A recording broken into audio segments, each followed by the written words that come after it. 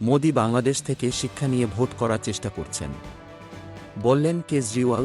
বিশ্বের বৃহত্তম গণতান্ত্রিক দেশ ভারতের লোকসভা নির্বাচন চলছে। সেই নির্বাচনের মধ্যেই মোদির সমালোচনা করে দিল্লির মুখ্যমন্ত্রী ও আম আদমি পার্টির প্রধান অরবিন্দ কেজরিওয়াল বলেছেন, ভারতের বর্তমান ক্ষমতাসীন প্রধানমন্ত্রী নরেন্দ্র মোদি বাংলাদেশ, পাকিস্তান ও রাশিয়া স্টাইলে ভোট করতে চাইছেন। এভাবে ভোট করে ক্ষমতায় বসা কাপুরুষ তার নিদর্শন। শনিবার 18 মে এক প্রতিবেদনে এই তথ্য জানিয়েছে ভারতীয় সংবাদমাধ্যম ইন্ডিয়া টুডে। প্রতিবেদনে বলা হয়েছে, দিল্লির মুখ্যমন্ত্রী অরবিন্দ কেজরিওয়াল গত শুক্রবার ভারতের পরিস্থিতিকে রাশিয়ার সাথে তুলনা করেছেন এবং প্রধানমন্ত্রী মোদিকে পরোক্ষভাবে উপহাস করেছেন। একই সঙ্গে ভারতও খুব বিপজ্জনক পর্যায়ে যাচ্ছে বলেও দাবি করেছেন তিনি।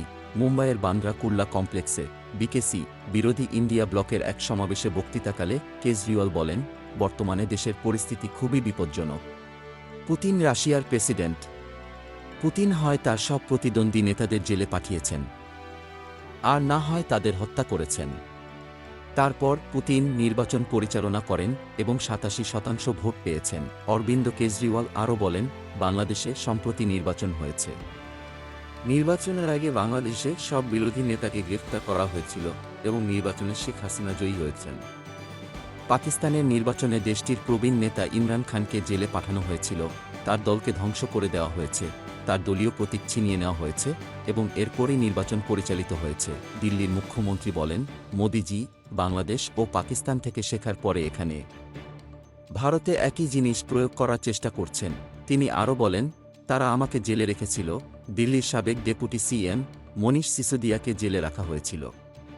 কংগ্রেস পার্টির ব্যাংক অ্যাকাউন্ট আটকে দেওয়া হয়েছিল। এভাবেই আপনি নির্বাচনে প্রতিদ্বন্দ্বিতা করবেন এবং জিতবেন। এটি কাপুরুষতার চিহ্ন। উল্লেখ্য, কথিত মদনীতি কেলেঙ্কারির সাথে জড়িত দুর্নীতির অভিযোগে 50 দিন কারাগারে থাকার পরে গত 10 মে অরবিন্দ কেজরিওয়াল দিল্লির তিহার জেল থেকে মুক্তি পান। জেল থেকে মুক্তির পরপরই স্বৈরাচারের বিরুদ্ধে লড়াইয়ের বার্তা দেন তিনি। এর আগে একই দিন দুপুরে দেশটির সুপ্রিম কোর্টে অন্তর্বর্তীকালীন জামিন পান কেজরিওয়াল। শীর্ষ আদালতের এই রায়ের ফলে আগামী 1 জুন অর্থাৎ লোকসভা ভোটের শেষ দফা পর্যন্ত জেলের বাইরে থাকবেন তিনি। Golam Mostafa, desk report, BE news.